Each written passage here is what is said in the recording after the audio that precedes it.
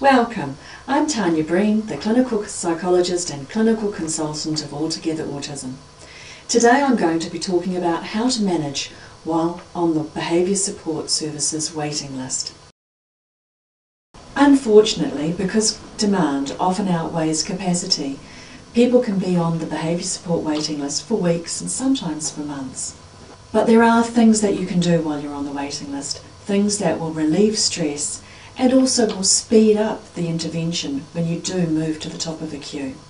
But before we go through strategies to manage while you're on the waiting list, we need to be really clear that the information I'm going to give today is relevant only to those people where the situation is not a matter of urgency, not a matter of crisis, not a matter of life or death. If the situation is really dangerous and urgent, get back in touch with the referrer and ask for an immediate referral to the appropriate specialist.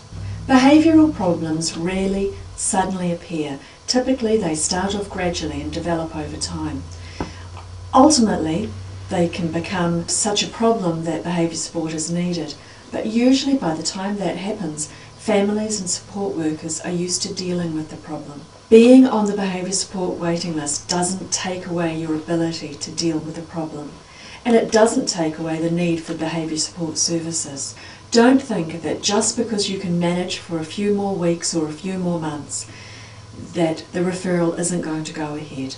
Continue doing all of the things that you've been doing up to this point that have worked to manage the behaviour, but at the same time look wider at the support needs of yourself as well as the person with ASD. Think about natural supports. Are there other people within the family or services that can step in and relieve some of the pressure? What about the local community?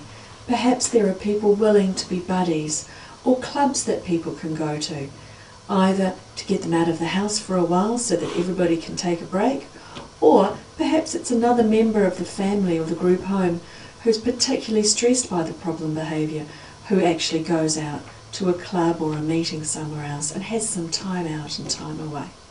Think about practical help. Talk to your NASCs about nappy services, home help. Consider section maintenance. If you've got other people helping you with all of those demands on your time, you'll have more energy and more time to attend to the person with ASD and their needs. Consider your own needs for eating healthily, getting enough sleep, getting exercise and getting time to relax. I know that it's very easy to overlook your needs when you're living with somebody with ASD, but you have to keep yourself healthy and happy to be able to do the best for them. When supporting people with ASD who have behaviour problems, talking helps.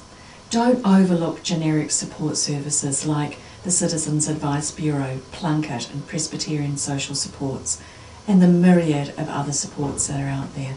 Sharing experiences can be invaluable. There are lots of ASD and disability support services out there that can link you up with other people with similar experiences. Contact Altogether Autism for a current list of services and contact details. You can also request information on the particular behaviour problem that you're dealing with, specifically from Altogether Autism. Our staff will talk through with you the particular issue. They'll put together an information pack that suits your needs and is geared to your problem in particular. You'll get that within a few days of the phone call. Particularly for those families and services with people who are newly diagnosed with ASD, learn about ASD and figure out how ASD affects your family member or client in particular ways. Consider the triad of impairments in ASD. People with ASD have difficulty with social and emotional behaviour and understanding. How is the person that you're worried about having difficulty with social and emotional behaviour? People with ASD have difficulty with communication. What are the communication problems of the person you're worried about? People with ASD often have fixed interests and very set routines. What are the interests and routines of the person that you're supporting? What's it like for them when those routines get changed or those interests interfered with? There's more information on the triad of impairments in ASD